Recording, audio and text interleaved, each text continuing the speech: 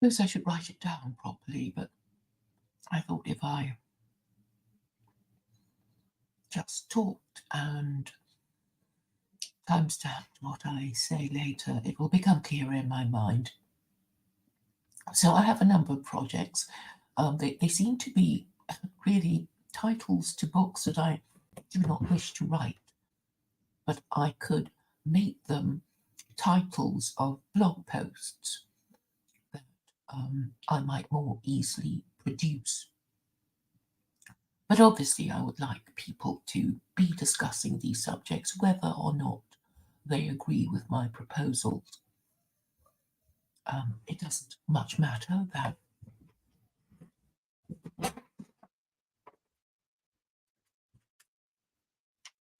it doesn't matter. People don't agree with me. I'm just broadly interested in the subjects, and obviously, if I were to propose something, I would expect somebody to take a sufficient interest in the subject to either agree or disagree. So, one of my projects that come to mind is a history of white people for children. So it's been gestating in my mind for quite a while. Recently, in the last maybe month or so, it hasn't actually developed its limbs yet, but it's going to be a children's book. So general white people can understand it easily. It's not going to be some academic history book, which I know they won't read. And even if I don't write in an academic way, there'll be lots of people who are invested in not understanding what I'm saying or deliberately misunderstanding it. So I think writing a history of white people for children in a way white adults can understand will be quite challenging um,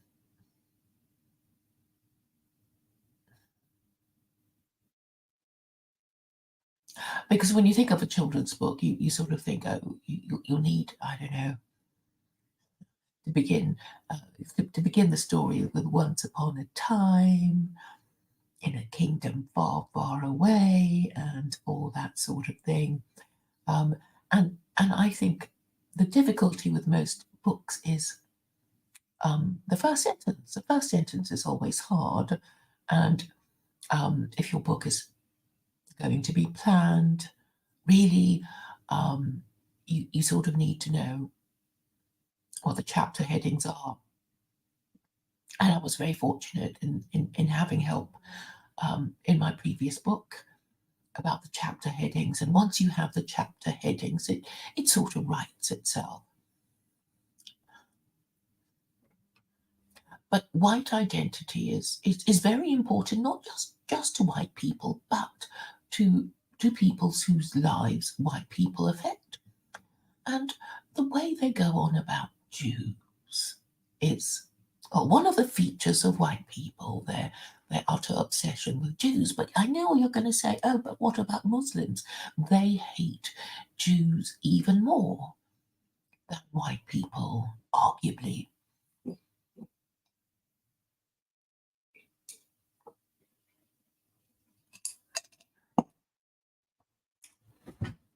So, what is it about white people? Well, Jordan Peterson says white people have got to tidy up their rooms, particularly the lost boys of white personhood.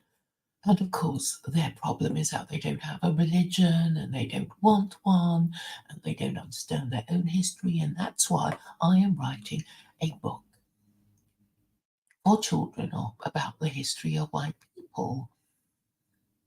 And how are you to understand a people? Obviously, you're going to say, white people are special because of their magic white skin and they're obsessed by it, or certain kinds of white people are obsessed by their magic white skin, thinking our magic white skin is what allows us to rest on our laurels, and so we, you know, um, fought a European wars of religion. We started two world wars. We nuked Japan twice. We are global imperialists because the last three Christian empires have been global empires. And we started two world wars. And if World War III breaks out, it'll be started by white people again. And what makes white people? It's their religion, of course, but then white people might say, oh, but we don't believe in all that rubbish about Jesus. Or most of us don't. And fundamentally, white people have to be understood through their experiences and influences and what is the most important thing about white people? It is their story, it is their history, and the wars they started, and the empires they acquired, and of course, all their ideas along the way.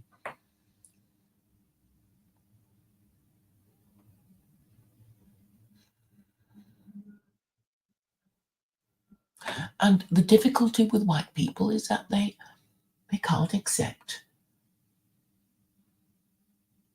that they're in trouble. They've got, this horrible social and moral disease called intersectionality or intersectional feminism.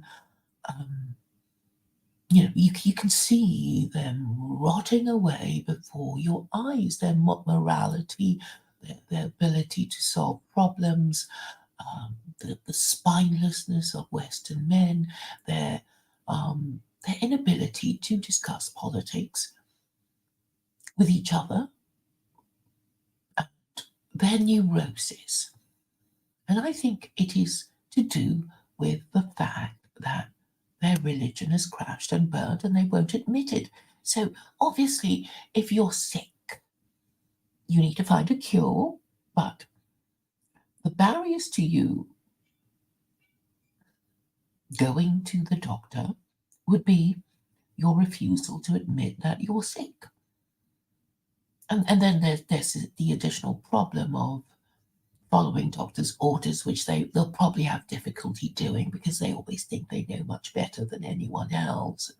They don't like rules and they can't. Well, they've been marinating in their culture of excuses and entitlement. And basically, their own self image is confused. So, on one hand, they think they are, well, supreme. On the other hand, they somehow feel disadvantaged compared to other races because they have a sneaking feeling that their government hates them and wants them to die childless and transgendered and gay, and they can't quite come to terms with it. So right now they're just pushing it away and pretending it ain't happening. But I'm saying, look, it's because your moral system. Oh, it's because you don't have a moral system. You think it's Christianity, you think it's liberalism, but both have rotted away, and you you keep denying it. But anyway, that's another. I'll draw a line under that for the moment because I've just told you that I'll be writing a story about white people for children. So it doesn't have to be, some history book. It can be a satirical children's story, or a cautionary tale, something like that. And I mean, it would be nice to get an illustrator, but perhaps I can get by with chat. No, not chat. AI art. So that's one of the thing. Well, that's something for you people to look forward to. And the next thing is that I will be talking about idolatry. I think I'm actually the best person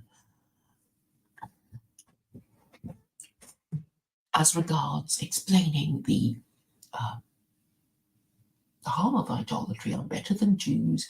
I'm also better than Muslims, and I should seek to make the most of this advantage by going on about idolatry in a way that will be noticeable to Jews, Christians, and Muslims.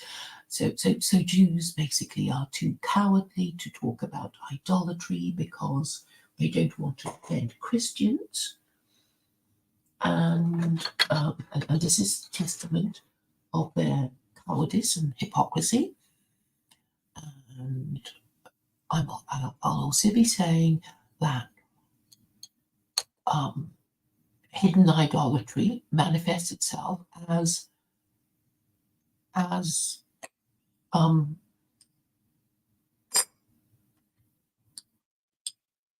as hypocrisy. I'm sorry, I'm a little bit distracted, and I'll have to leave the room for a minute, and I'll be back to talk more about hidden idolatry.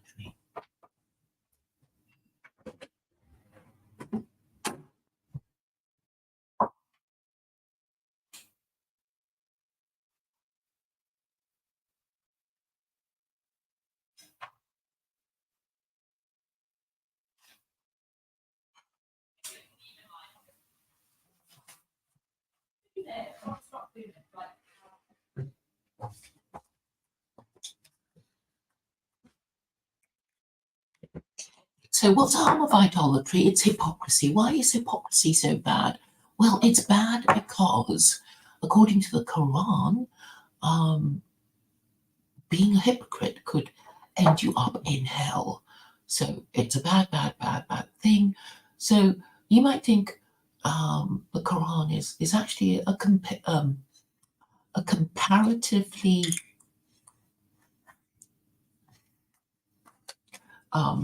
liberal and compassionate document when you consider the 36 capital offences of the Torah.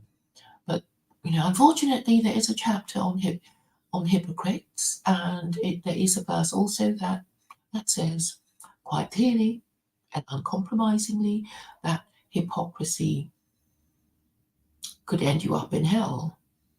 Hypocrites are cursed by God, whose final destination is hell. And recently I came across a YouTube video by two Muslims, both American, from the Yaqeen Institute. But it was actually quite a good one, talking about why it is the worst sin. And Rabbi Misraki also said that idolatry is worse than murder, even if the penalty for idolatry and murder are the same, in that it is death. Idolatry attracts the penalty of death, as does blasphemy and sodomy and adultery and bestiality and various forms of incest. So it's a bad thing. And I'm trying to reconcile the claim by Rabbi Misraki that idolatry is worse than murder. And I think I can do it. And you can say that, if you murder somebody, yes, you murder somebody and somebody lost his life because of intentional killing on your part.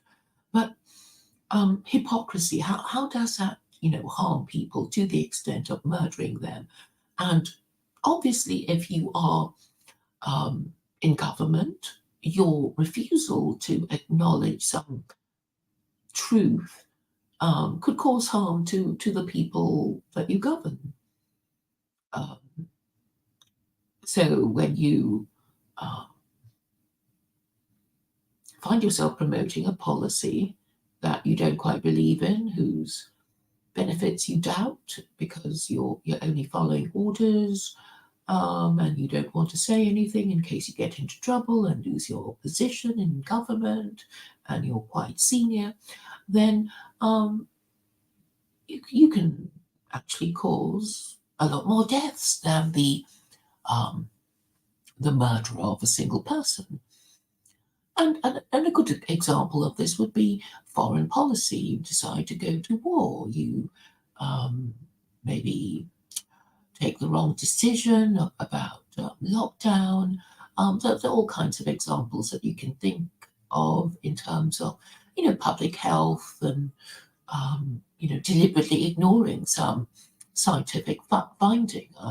I remember the example of John Snow. He was a doctor in Victorian times, and he kept saying, look, it's the water supply. That's what's causing cholera. And people kept ignoring him and ignoring him and ignoring him. And he was not popular because, well, there were just a lot of vested interests amongst people who just didn't want to change their dirty little ways. So, idolatry. I mean, obviously, if you bow before idols, it's not going to, hurt anybody that much. But it means that you're not being rightly guided by the Quran, and it will be hard to quantify the harm that you caused yourself and society in general by not being rightly guided by the Quran. There's a lot of, knock-on misery that is caused by promoting gay marriage, transgenderism, rewarding unmarried parents, giving them more benefits than married parents, just doing all sorts of things whose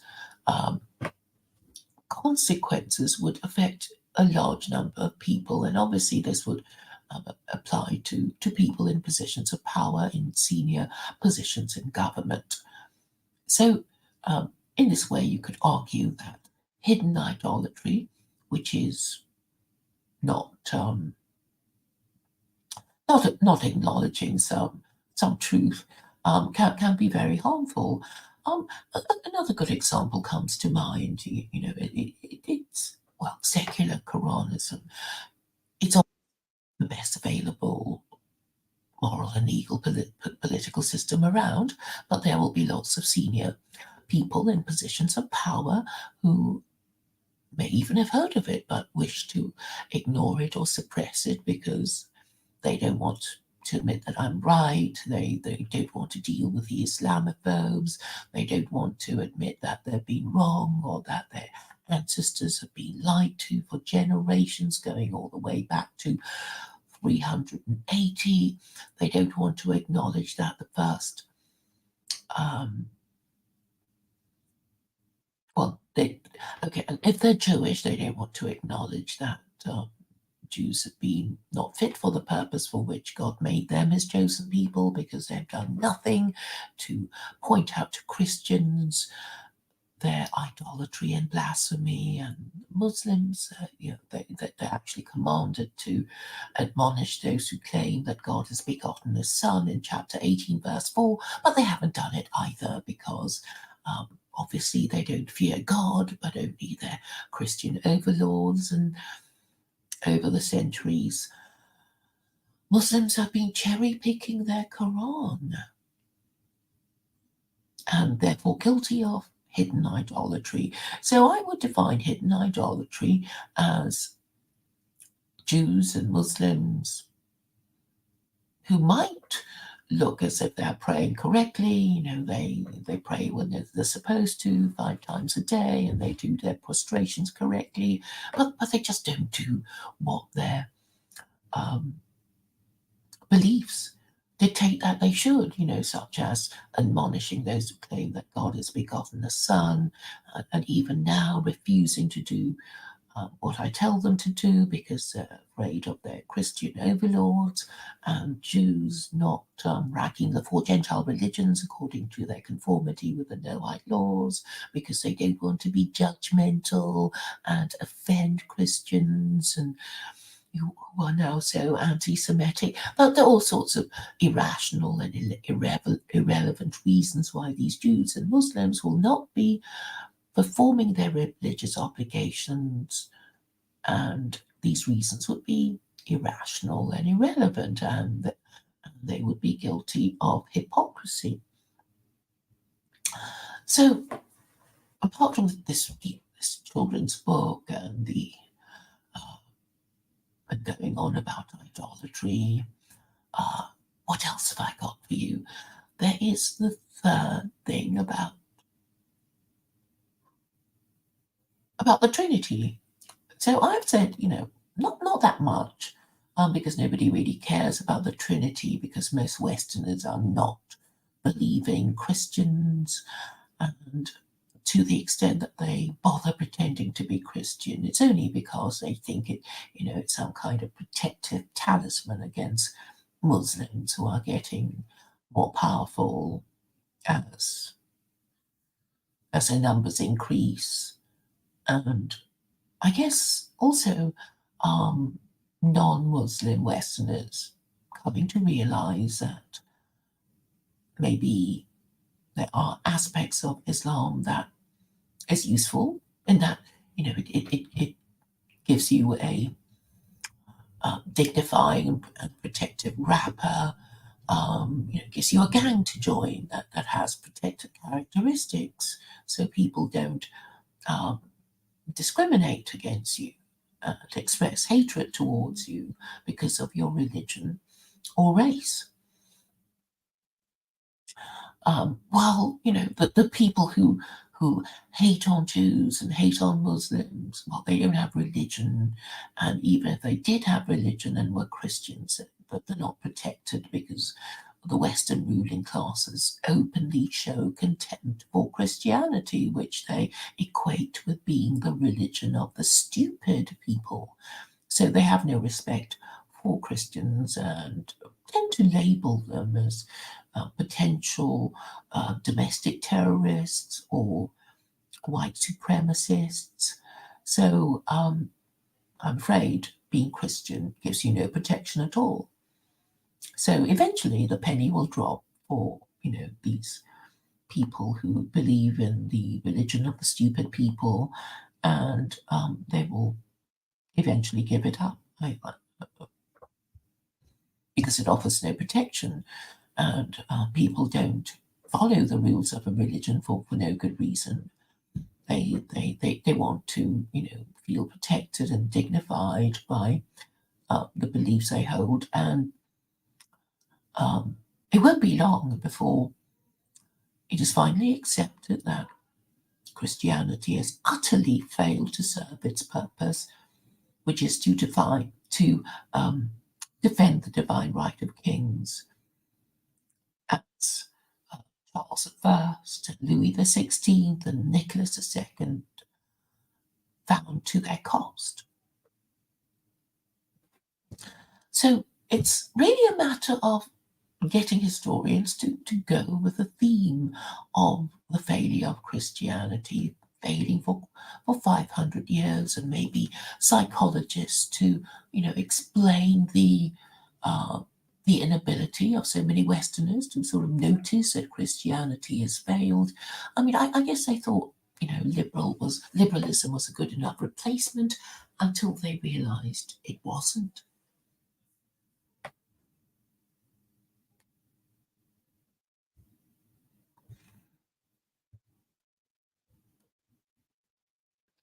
So in a properly ordered society, there would be somebody, at the top who would be, interested and concerned about what I'm saying, and who will understand the implication of not having an official moral system that is at least effective at maintaining minimum standards of moral sexual morality, ensuring most parents are married parents properly parenting their legitimate offspring, but nobody is in charge and nobody cares. And that is, yes, another symptom that is conclusive of degeneracy, decline, and eventually extinction if nothing is done.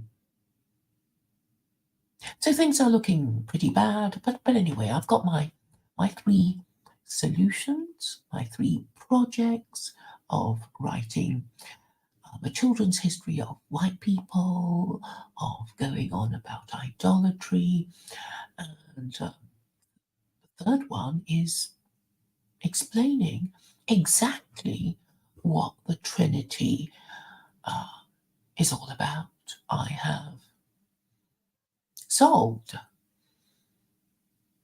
the mystery of the Trinity. And I've mentioned it a few times before, but I know people don't really pay attention because they don't really care about theology. And I'm also saying that theology will be the hot knife with which I will cut through the rancid butter of failed Christo liberalism. So thank you for your attention. Thank you for